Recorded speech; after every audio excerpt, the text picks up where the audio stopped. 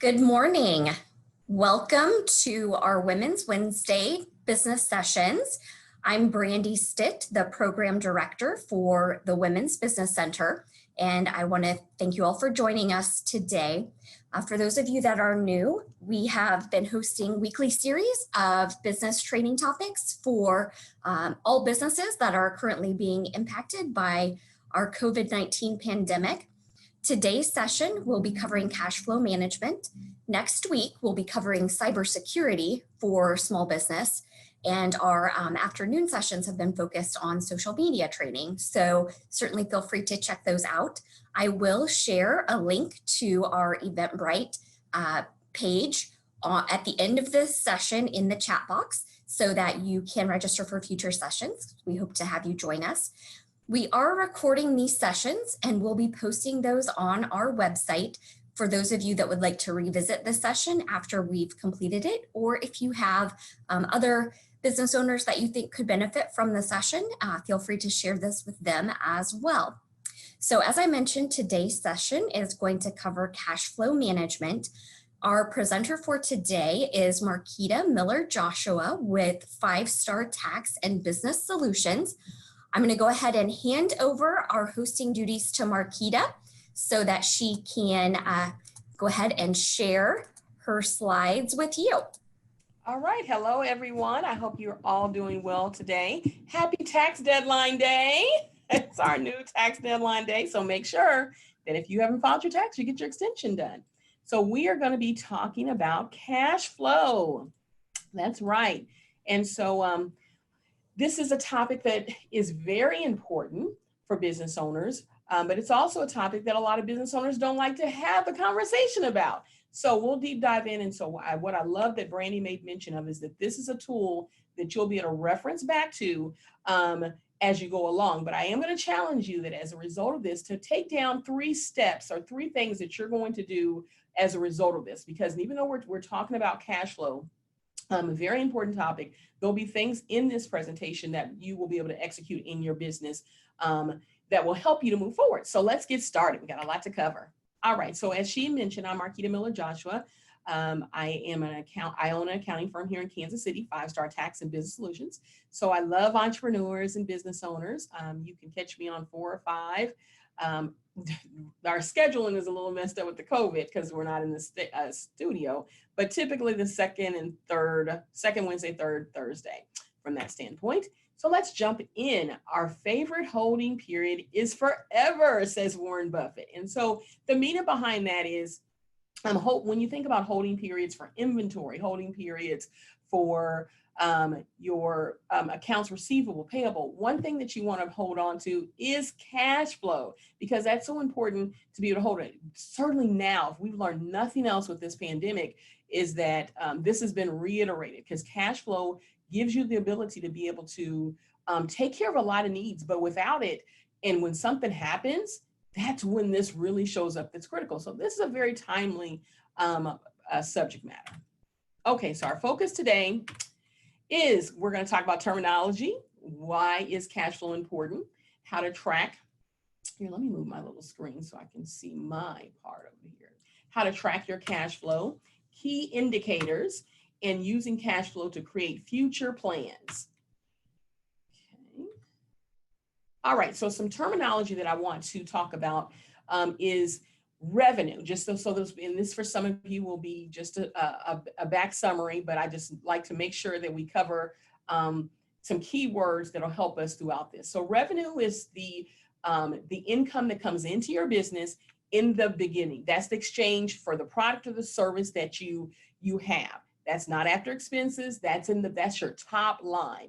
So that's your sales, that's your income, that's revenue, same terminology, top line, okay? And expenses are the things that you pay out that you have from that standpoint. And so that can be rent expense, advertising. A big expense we've been hearing so much about during this pandemic is payroll. And so that's an expense. And so expenses are the things that go out of the business from that standpoint. And then profit. Profit is if you have your revenue, which is your top line, your expenses, that's your bottom line. If the revenue is higher after you take the revenue and you subtract the expenses, if there's money still left, kudos to you. That means you have a profit from that standpoint. And so if you take the revenue and you minus the expenses, and there's a negative number, meaning you had more expenses than revenue, which is showing up for a lot of people during this whole COVID pandemic, and even for those who got CARES Act funding, that means you have a loss from that standpoint. Your expenses are higher than your revenue, you have a loss. And that's quite possible. I mean, think about April, the month of April, if we were in a shutdown. So some people's revenue is zero, but guess what? You still had lease obligations. If you were in contracts for marketing, those things were probably still showing up. So you'd have expenses, and that could cause you to have a loss. Okay. So a couple terms: cash basis and accrual basis. This is people will ask you, how do you do your accounting? What did you adopt for your accounting method? And so there are two accounting methods, if you will. There's two popular ones, and these are keys, because in construction you can have something different, but this is basic. So I'll talk about these basic items. So there is cash basis, which basically means that when a customer pays you money, that is when you recognize the income. And then you recognize expenses in your company. Excuse me, I gotta turn this down. It's popping here, it's tax deadline day. So when cash comes into your company, that's when you recognize it as revenue. When you pay for something and you actually pay for those items, you're dispersing cash, that's when you record it. Most small businesses operate under cash basis.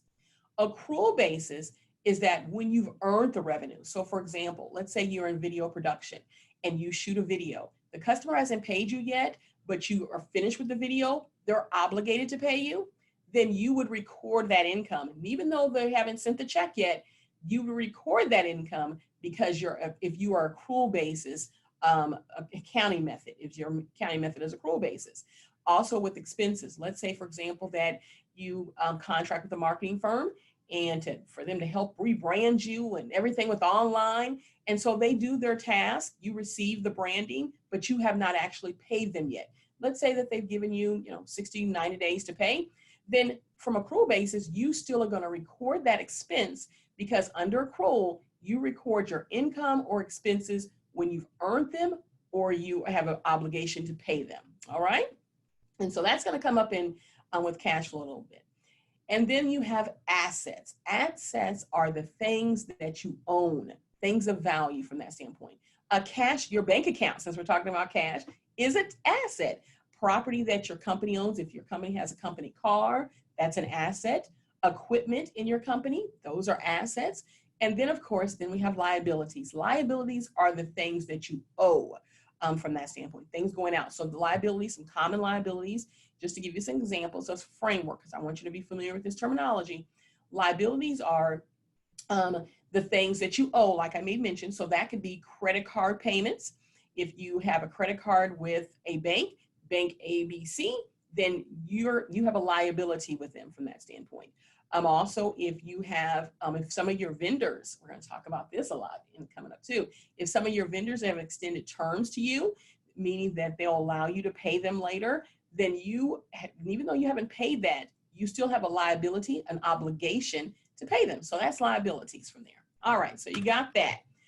So all reports matter, right? So we're talking about cash flow, but I cannot neglect two very important reports. And so for this, I understand there's going to be another session or down the road, or either they've offered one about these two reports, but they're important for us to talk about. We're going to spend our time on cash flow, but it's important because of a couple things I've already talked about. You'll see here, this first one is profit and loss. So you see income, top line. We talked about revenue. You can call it income, you can call it sales, you can call it revenue. Top line right there. There it is, $57,860. That's that. Well, excuse me, that's one of their revenue class. Their total income is $65,000 right there. So that is income. Expenses, remember we talked about that? Payroll expense, automobile, bank service charges, their total expenses was $47,000. And then this company, I would see if we were face to face, I'd say, what did they have, a profit or a loss? But you get a pass today. So they have a profit of $14,000. That's net income. Some people refer to profit as net income. That's totally fine. So this company was profitable because they had a positive number. Their income, their total income is higher then their total expenses.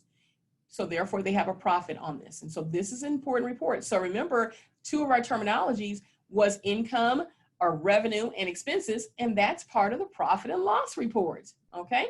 So then you already know where I'm going with the balance sheet report. You got assets, and then you have liabilities from that standpoint. And so this company has several different types. They've got cash accounts for assets, receivables, meaning they've done the work and they're expecting their customers to pay them. They've got inventory on the books. And then for liabilities, they've got a notes payable. We're going to talk about that. And they've got some interest payable, accounts payable. That's people that they owe. And so as you can see, assets, liabilities. So this is the balance sheet. So that's why these two reports are very important as well, because they're going to give you some of the information that you need to build your cash flow statement. All right, so why is cash flow important? Cash is king, and that is so vitally important. A lot of times as business owners, we get excited with the fact of the flow of money, the money's coming in, because cash is king, and that's very true, because it's true because of the fact if you don't have cash, then you can't meet your obligations. But also we have to remember that profit is not cash. Profit is not cash. So what I want to do, I want to go back here right quick. See, this company had a profit of $14,000. That does not mean that that's what they have in the bank for cash. So profit is not cash. And a lot of business owners think, oh, I have a profit of XYZ, then that means that's how much cash I have. That's not correct. And that's why this conversation is very important. And so show me the money. Yes, that is why cash flow is important, because you have to understand, where is your money going? What is coming in? What's going out? And cash flow in basics is the following and the flow of money. Following it, cash flow in, cash flow out. And so show me the money. That is why we have to look at the cash flow statement. All right, so what is cash flow management? Cash flow is the amount of money, cash, and non-cash traveling into and out of the business. Just gave you that. A positive, now this is key for you to remember, a positive cash flow is more money coming in than going out. That means your cash flow is positive when you got more money coming in than what you got going out. A negative cash flow, you got it, you're so brilliant. A negative cash flow is less money coming in than the business needs to cover what is going out from that standpoint. So that's critical as well from that standpoint, because when you have negative cash flow, that's an indicator to your bank, especially if you got loans. To anyone who is reviewing your financial statements, if you're looking to potentially obtain credit, sometimes bankers will ask for cash flow statements because they want to see, is your cash flow positive or is it negative? Because most bankers are going to ask for your profit and loss statement. But remember, profit is not cash. Until we dig a little deeper and looking at the balance sheet actually tells you how much cash you have in the bank. But then when people want to investigate to the next level and say, are they positive cash flow or negative cash flow? So now you know what those terms are. So one of your challenges is going to be to determine, are you positive or negative cash flow? All right, so still sticking with why is cash flow important? So we talked about the reason it's important from that standpoint, but also I want you to know that when it comes to where we're going with building the cash flow statement, it's important to know that we're going to be looking at net cash flow from three basic operations of the business.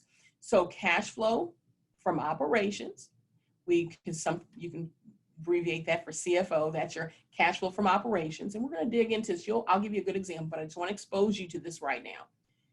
Cash flow from investing. And I'm going to give you examples of these things. This is just the initial bringing you into alignment with this information right now. Cash flow from financing activities. So those are your three basic modules that you'll have when you're breaking your cash flow reports down. Because your company is made up of operations, the things you do daily, the things you invest in, how you invest your money in the business in certain things. If you're not using the money to use for operations, then you're typically probably investing, or you may be doing something with financing. And so positive over long period of time, that shows when your cash flow is positive, that shows that you're financially healthy from that standpoint. And so exceptions can be sudden inflows of capital. So for example, let's talk about all the CARES Act funding. Some people can get a false sense that because they've got all this cash in the bank that did not come from their operations per se, that they feel like they can exhale, take a breather because they've got money in the bank. But the reality is cash flow will allow you to know the flip side of that is you've got obligations to pay from that, because some of those, like the PPP was a grant. If you do the necessary things to qualify for it, it can become a grant. So you won't have to pay that back. But if you don't, that could be money that you now have to pay out from that standpoint. And so this is such a good time to talk about this. And so negative consistently is questions on the firm's financial viability. If, I see this a lot when companies, we process payroll for companies, we do accounting, taxes, that kind of thing. And when I see companies start not being able to make their payroll, I know we have some cash flow issues, one, but then that's a deeper conversation we have to look at. Is it a billing issue? Are they not billing the appropriate amount? Or do they have so many employees that they're not using their labor properly from that standpoint? Because it really does leave, there's a quote that says success leaves clues, cash flow leaves clues too. And so it causes you to ask questions. And so anytime your cash flow is negative over a period of time, are there capital expenditures that there are some companies that will beef up on a lot of their equipment or on inventory. And so that can cause you to have a temporary, hopefully, negative cash flow, because if you're right, if you're doing the necessary things, if you're making investments in inventory, then hopefully that inventory is going to sell so that it can produce the cash flow. And so that's why this is important. All right. So time to look at a cash flow statement. I know you're excited. I'm excited. Sorry, accountant nerd. Okay, so let's look at, remember I told you cash flow comes from three sections: cash flow from operations, cash flow from investing, cash flow from financing. I'm slowing way down because I want you to get this. So let's start at the top. Net income. Now, where did you see that net income or profit from before? Or that word, that came from our profit and loss statement. See, that's another reason these reports all work together in harmony. So it's important for you to build a cash flow statement that you have to know your bottom line for a period of time. So this period of time is September 30th of 2019. So as of September 30th of 2019, this business owner went to their profit and loss statement and they looked at their bottom line and they said, you know what? I've got net income of $12,000, so that they can begin to build their cash flow statement.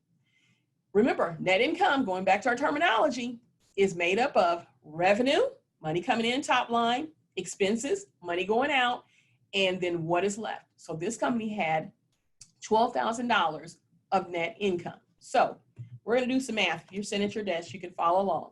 So they start off with $12,000 there, okay? And then they had some additions.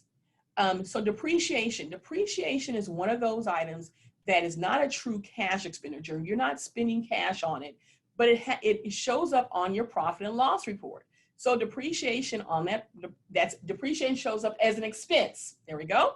And it's one type of expense. So because depreciation is not really a cash transaction, and this company had depreciation expense of $3,000 on their profit and loss statement. This was an expense on their profit and loss statement. We've got to add that back in because that was not cash. So we're going to add the $3,000.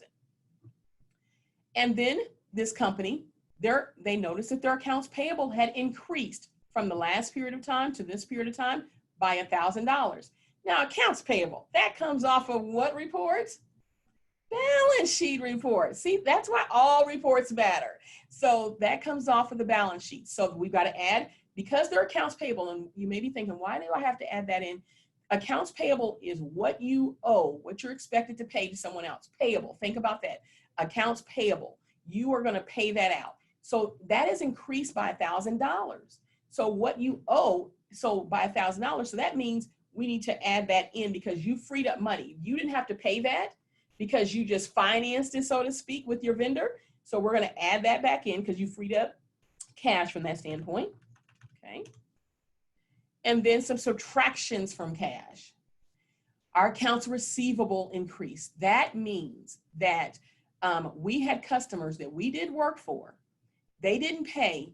And from the last period of time, our accounts receivable increased by $8,000. So that's really why it's a subtraction, because that's money we did not get from that customer. We are due that money. We've done the work for that money. We've provided the product for those dollars, for the service, but we didn't get the money. So that's money that we've got to subtract, because we don't have that. We don't truly have that money. So we've got to subtract that $8,000.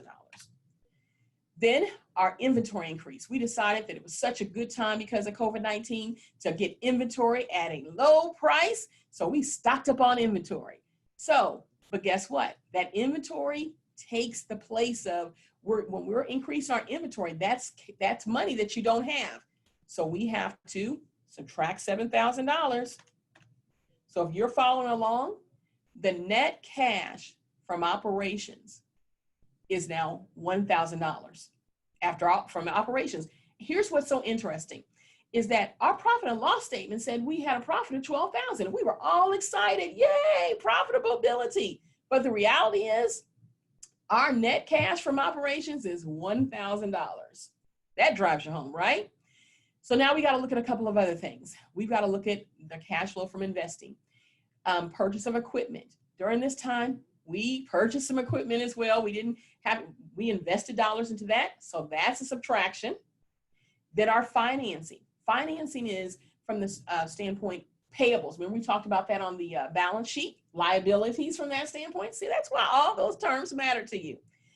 The notes payable, we had a notes payable that was $2,000. So even though we purchased this cash, we had this equipment, then we had this note payable of $2,000. So that kind of balanced itself back out.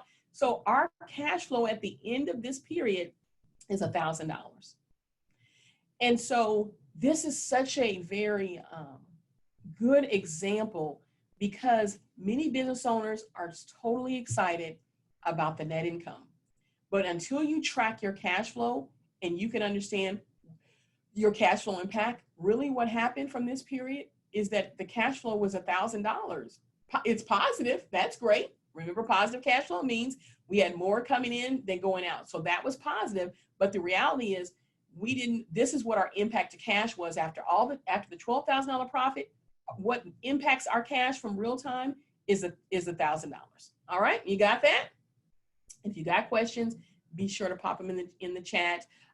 This is being recorded, so you can reference back to it. My contact information will be given. If you got questions later, you can shoot me an email.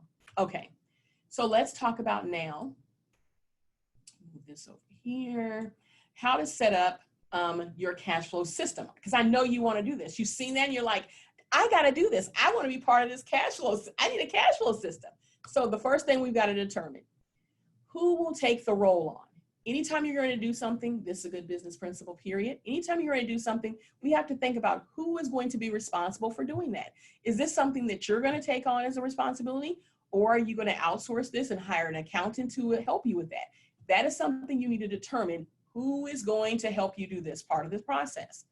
And then what systems will you use? There's a lot of systems. Your accounting system typically probably will help you with this process. Some people do it old school by Excel.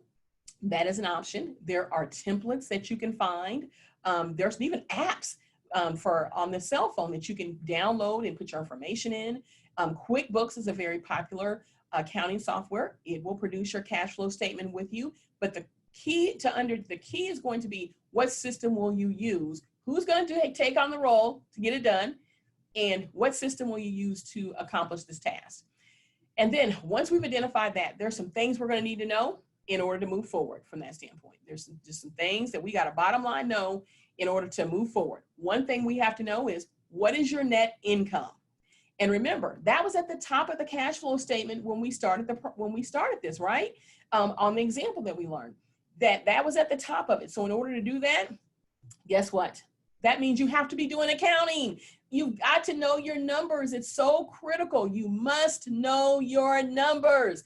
Judy Bumpkins is the queen of saying this statement. You must know your numbers. And so that's so very important for you to be able to accomplish setting up your cash flow system.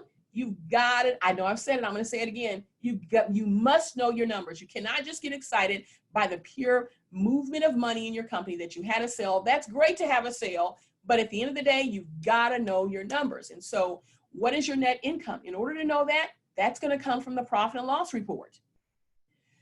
And then you have to know how much did your accounts receivable change. Remember, that's coming from the balance sheet. So when you have you're going to help yourself so much if you have an accounting system set up so that you can quickly look and see, what was my accounts receivable in June? What is my accounts receivable in July? What is the change? So you can quickly see. Remember, receivables is money that you're expecting. If you want to receive that, that's money that's due to you. People are supposed to pay. You're receiving it. And so you need to know, did that increase? Do more people owe you money, or have you cleared some of the books from that standpoint? And then how much did your accounts payable change? That comes from the balance sheet. And so you need to know that. And then how much did your inventory change? And then you want to have a list of your major purchases, which if you have an accounting system, that's going to show your major purchases are going to show up on your balance sheet as assets. But if you're doing this by Excel or something, I wanted to still give you the items that you need to know so that you could properly calculate your cash flow. Again, this is cash flow basic 101, because this could get really deep, but I wanted to keep it basic. If you can get the fundamentals of this is the fundamentals. As your business grows, then you can supersize this to the next level. But let's get the basics down. And then list your long-term payable balances. So it's important to know, what are your payable balances? In June, how much did you owe out? In July, how much did you owe out? Because that's going to be important in order for you to set up your cash flow system. You need to know those items so that you'll be able to create your report, okay? And so cash flow provides clues, key indicators. So some things that our cash flow can tell us, and that will help us. So accounts receivable. This is a clue. So when I see that there's a cash flow issue or cash flow is low, then one of the things I do with business owners, I'll say, okay, is accounts receivable, are we excited that we're selling things, but we're not able to actually collect on the money that we're selling? Or we're not actually collect money for the things we're selling? So is it great to have a sale, or is it great to collect the cash? Something to think about. We get excited about sales. We get excited about people doing business with us. But until you collect that money, it's not time to have a party at that time, okay? Because we got to collect that money, because I see this especially with sometimes construction. They'll do the work and they'll extend terms. And so the longer that a receivable stays outstanding, the more likely that the person won't pay. Think about what's happened right now.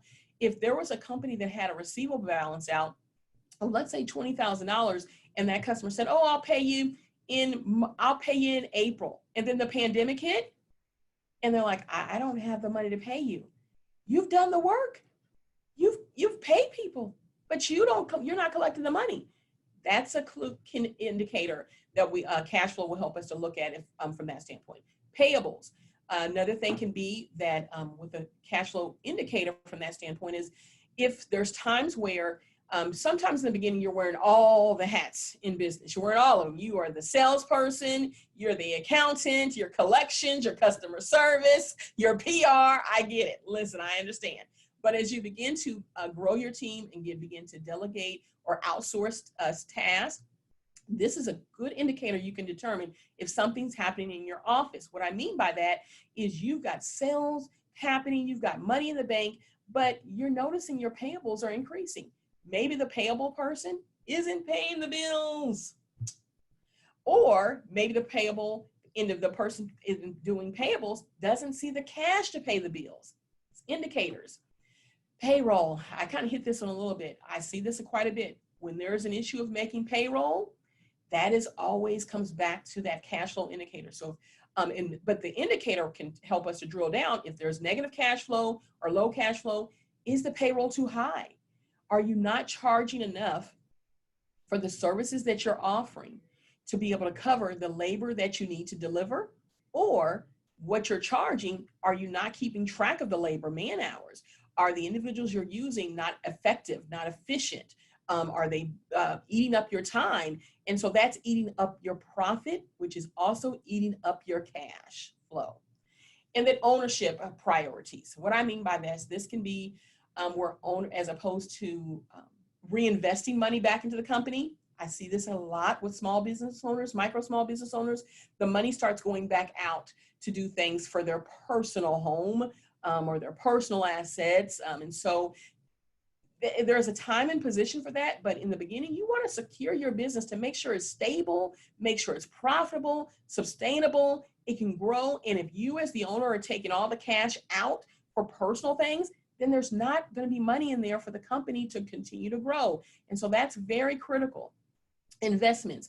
If you do find yourself having positive cash flow, then that's an excellent time to make some investments in your company. So that gives you an indicator. When I see positive cash flow, I'll look at that and I'll say, okay, well, can we project that if our cash flow is consistently staying positive, do we have a certain dollar amount that we can move over to an investment tool like a CD, or to maybe purchasing equipment, or doing something that a machine that will help you to produce the product that you have at a much cheaper, a faster place at a cheaper cost.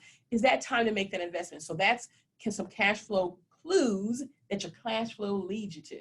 All right. So cash flow right into a new plan. We're doing good. We're making real good time here. Cash flow right into a new plan. So when you're looking at your cash flow, one of the things we want to look at is when you're noticing that maybe, for example, that you have a large receivable balance, people are owing you, constantly from this standpoint, maybe you can offer a new plan, a customer discount. If they pay by, the 1 day or 2 days of receiving the invoice, then you're giving them an incentive to help you get the cash in, especially if that's part of the culture of your business. Some businesses have a culture where the payment is not at the time of service. And so a way to help give your customers an incentive to pay you would be, say, if I offer you a discount, if you pay by this date, you get 2% off, 3% off, because you want to encourage that business owner to pay you now, because remember, cash is king. We talked about that. Cash is king. And so another thing that you can look at is if you notice that customers are not paying. You have a customer that gets the service, they're a great customer, but maybe perhaps they seem to pay really late. Them paying you late causes, you could potentially have the potential, if you don't have enough positive cash flow, to cause you to pay late. And I see this in the construction industry all the time from that standpoint. And so that's why some people require deposits for their work, where they'll initially get a deposit so that they can begin the work, and they use that deposit to help lessen the burden of how much is outstanding from that standpoint. Also, another thing that you can flow into a new plan with is customer screening. There may be a time for you to have to screen your customers better. If you find that you're doing great sales, but you're just getting people that are not paying you, then maybe you need to have another mechanism to screen. At one point in time, I did accounting for a major trucking company, and they sold over-the-road rigs. And so one of the things that they contracted with me to do was to help them create a system to help them to continue to make great deals and extend credit, but they needed to tighten up the credit a bit. And so they were able to I set up a system to help them look at the business that they were going to extend credit by looking at their tax return, looking at their financial statements, and looking at the application, and make sure the storyline is true. I know no one ever has lied to get extended credit and overrated their numbers or any of that. I know that's never happened. I know. But in this case, it did happen. And typically, unless you are really well thought out, you can't consistently tell that lie when it comes to looking at all those financial reports. So as a business owner, if you're extending credit for large amounts, and you're just asking them for financial statements, maybe or an application, if you can ask for financials, the application, you can do a better screening so that you can determine their ability to pay you. For others, some services require credit reports, credit for them to pull credit, for them to determine if they're going to extend you terms for you to pay them later. So that's a new plan that this cash flow may lead you into executing. Electronic payments. Certainly the easier that you can make it for customers to pay you, the better that it is. We often think about for-profit businesses, but in the nonprofit side, specifically churches, a lot of churches have now made it very easy for people to pay them. Online, donate now, click this button, as opposed to send a check in or drop it off or go to church and you have your tithes and offering. Maybe the person may do it, but a lot of things can change from the time that the thought pops in their mind to they actually do it. So you want to make it easy for them to click the button and pay you, or click the button and donate now. So from that, so electronic payment options, look and see, are there better ways that people can pay you? There's a lot of, we've got PayPal and you've got Venmo and Cash App. That's a whole nother course we could talk about, because there's some pros and cons to those features. But the bottom line for this course is that it's electronic payments options so that you can make it easy for your customers to be able to pay you. Don't give them a difficult time to be able to pay you, because you want to get cash in the bank, because cash is, I heard you say it, you're so good, cash is king. You can request better vendor terms. This is one thing that you may be able to do. Just like if you're asked to extend credit, you're asked to extend terms to someone who's purchasing from you, you can go back and look at your buying power and spending power with your vendors, and that will allow you to ask your vendor for terms. I had a company one time that was a janitorial company, and they were making major purchases from their wholesaler.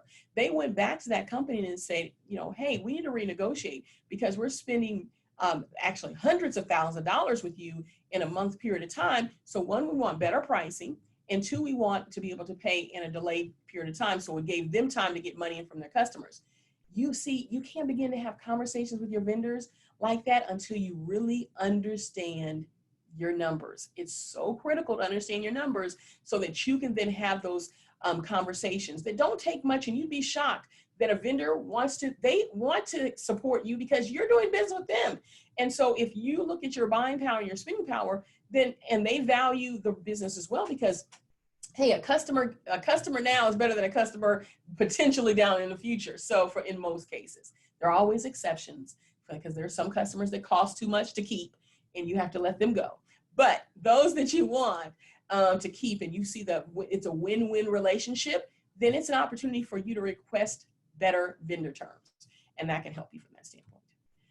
And so paid versus late. This is a quote that I like. Making more money will not solve your problems if cash flow management is your problem. That's our very dear friend of Rich Dad, Poor Dad. That's right. And this is so true. A lot of times people think, oh, I need more investments. I need more funding opportunities. When the reality is that you really need to have more, you need assistance on managing your cash flow. It does not make a difference if you're making $10,000 versus $100,000 if you cannot manage either one of them. Because what will happen is it'll be a hole in the bucket. And what will happen also is that you'll have the larger amount of dollars coming in can potentially create more issues for you even from taxes. And so if you're not managing the dollars properly at 10,000, 100,000 could cause you to go bankrupt because of the fact that you have a problem managing cash flow. And so no one is great at everything. But what I will say is that great people will understand who they need on their team to help them and support them for the things that they're not really good at. And that's great. You want to know where your weaknesses are, and you staff your weaknesses. Staff your weaknesses. All right, we are up to Q&A time. We rock that. You guys got it. Let's see if there are some questions that we have here. So let's see here. Marquita, Yes. there is a question in the Q&A section. Okay, let me go there. Look at that. All right, so let me look at that.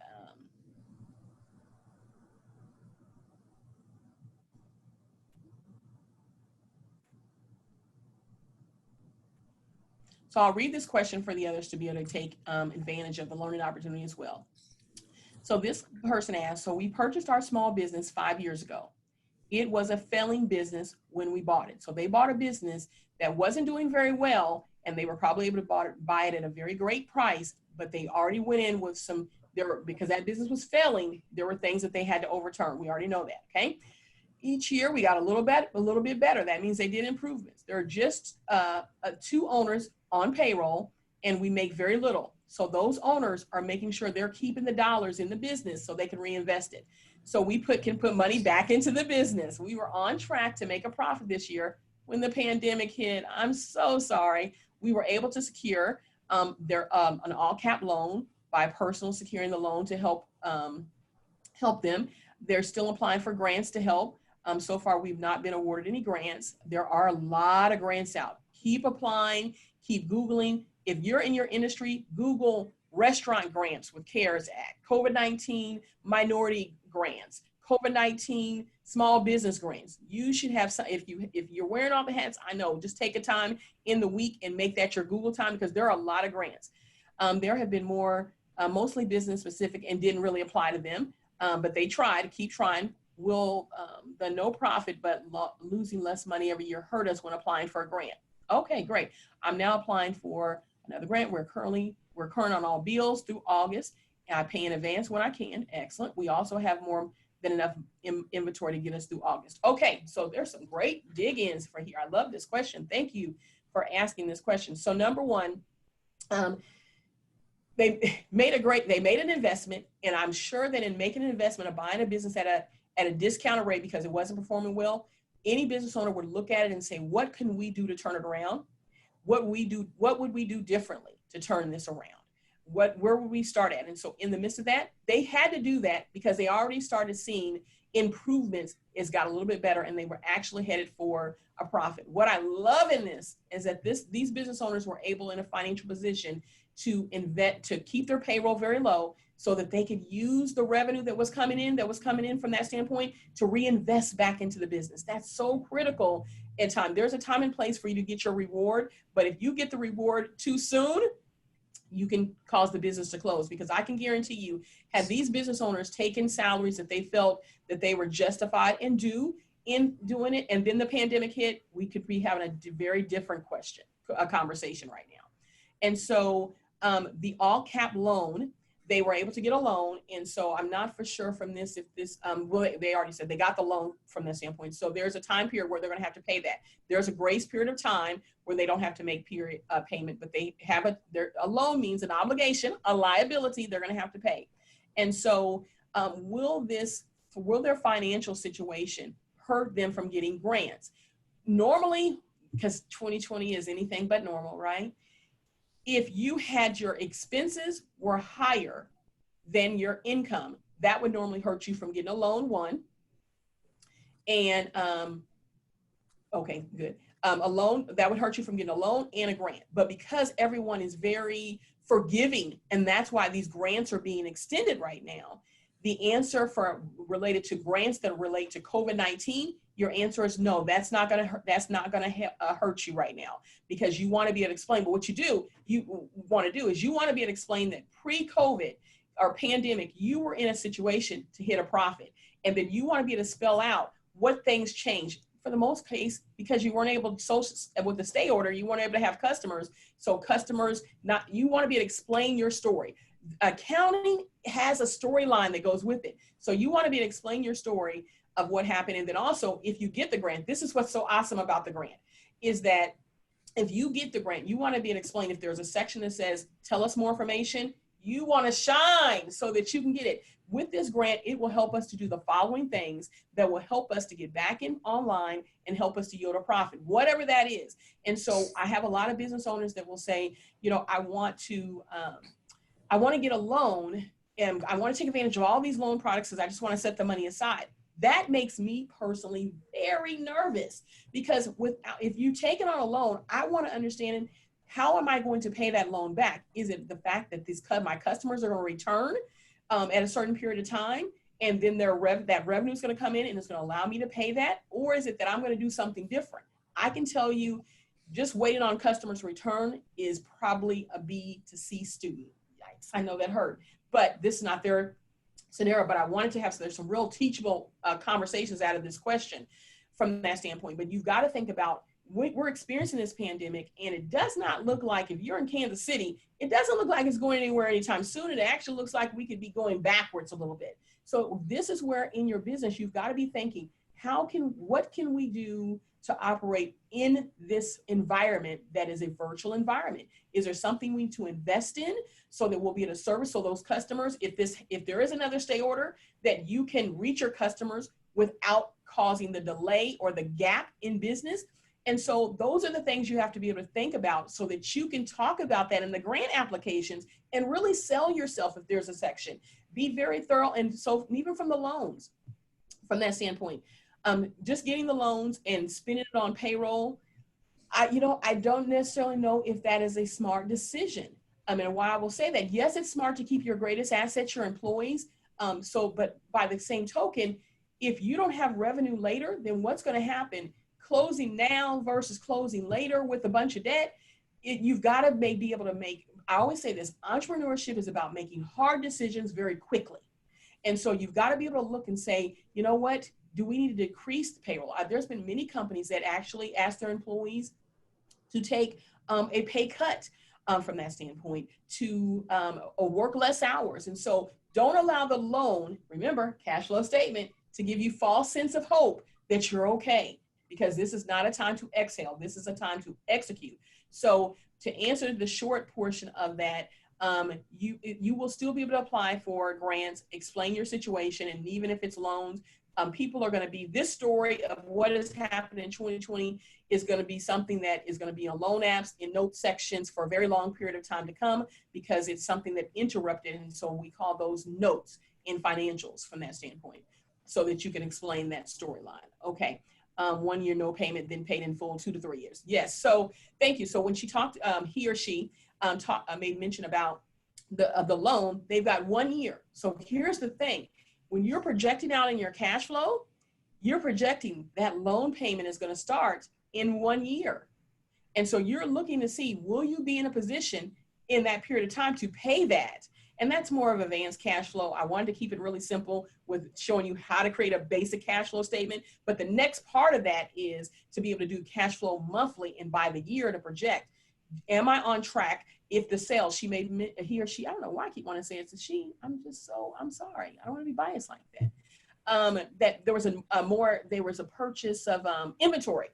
So with the inventory being sold, then that means the revenue should be there to help offset that from that standpoint. You're on track to make money. Excellent. So they also have the track record that's on the back end to show from the previous years that they were doing well, performing well. So don't get alarmed with what's happening right now. Financing institutions will understand your situation when you explain it. But the key is with the products that you're taking advantage of, that, because there are a lot of things. Absolutely, grants are number one because you don't have to pay them back. That's wonderful from that standpoint. But then the loan products, you want to make sure that you don't overextend yourself, because you, at some point in time, those chickens are going to hatch. Okay, let's see here. I think I see some more questions maybe. There we go.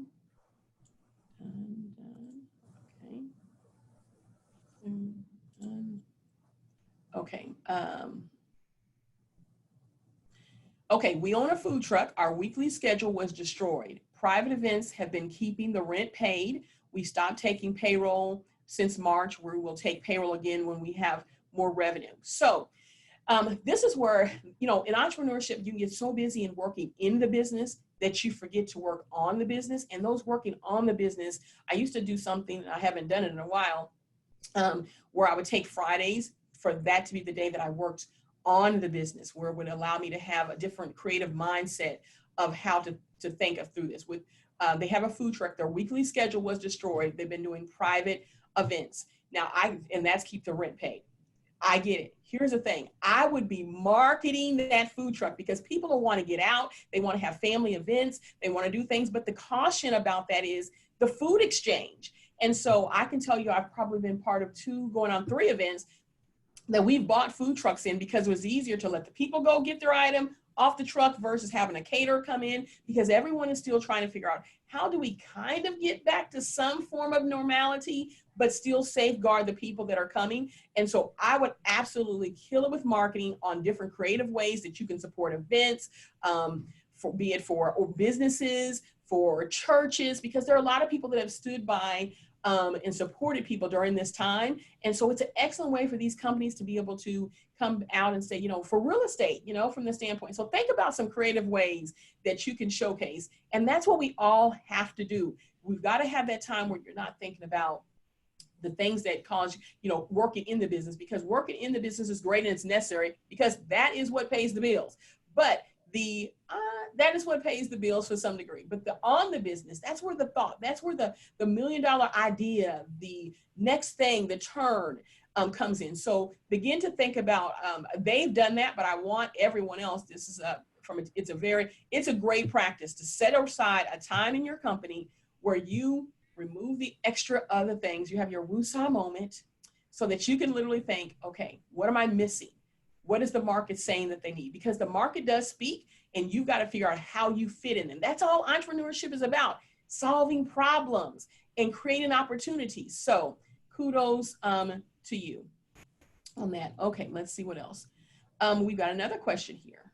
Okay, we are a community interest education company. We have been working with public funding mainly. Now we're seeking the way to find corporate sponsors. It's new and extra marketing work. How much percentage can we spend for that from our assets or healthy accounting? Okay, so basically from that standpoint, the funding has mainly been from the public, and now they're trying to get corporate sponsors. So they want to change where their cash is coming from that standpoint.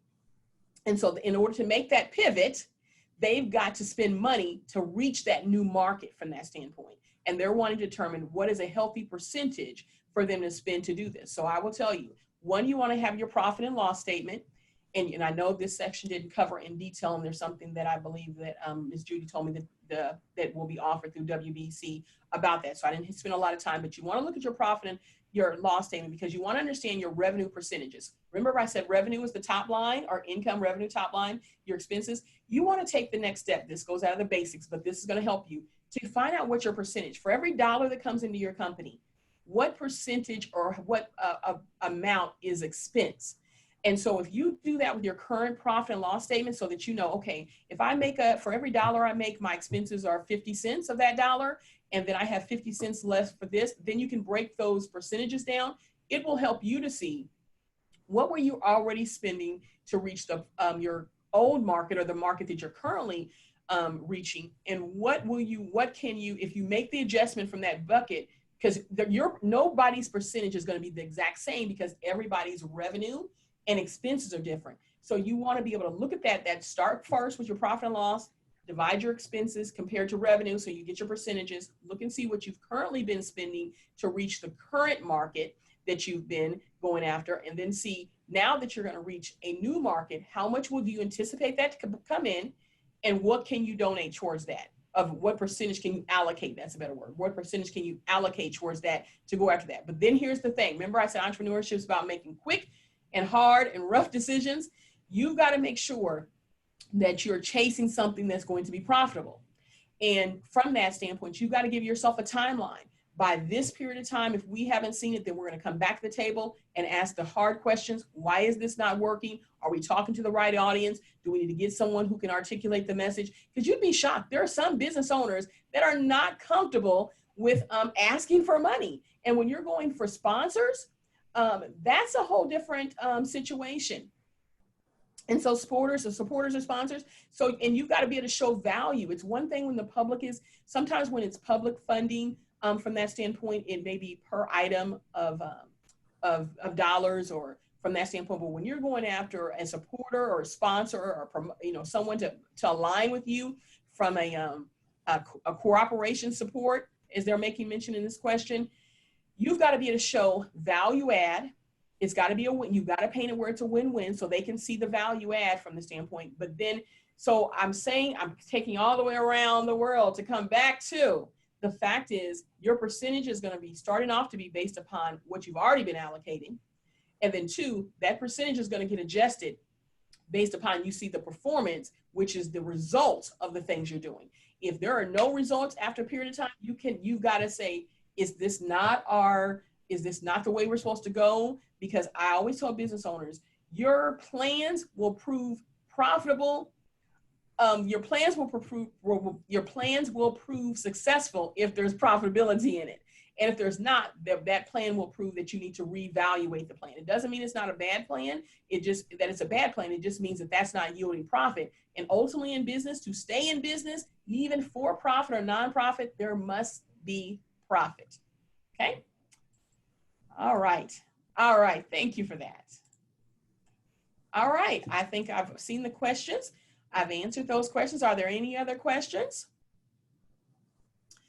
All right. Well, I hope that this has been very helpful for you. I want to encourage you to keep this in your arsenal, your business toolkit. Go back to the reference, look at some of these webinars, take advantage of being able to look at that. I'm pulling up something real quick just to make sure there's no more questions I'm not missing from that standpoint. Okay, so yeah, take advantage of looking back at this information, listening at it. But I remember at the beginning, I challenged you to think about 3 things that as a result of this session that you will take away and you will do differently because you've invested your time.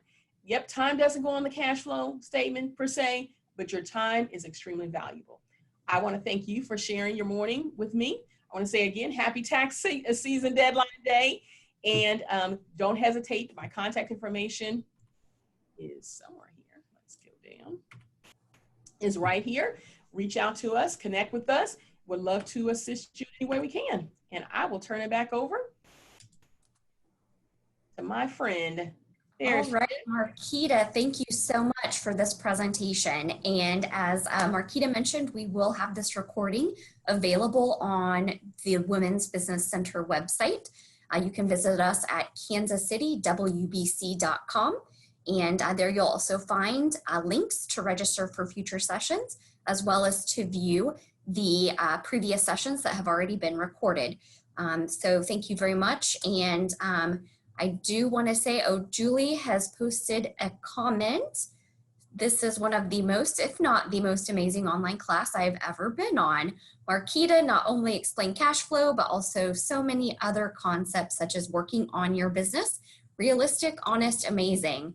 Thank you so much for that feedback, Julie. Really appreciate that. Thank you, Julie. You made my day. Yes. Marquita, thanks again for your time, and everyone else for joining us, and enjoy the rest of your Wednesday. Thanks. Have a good day.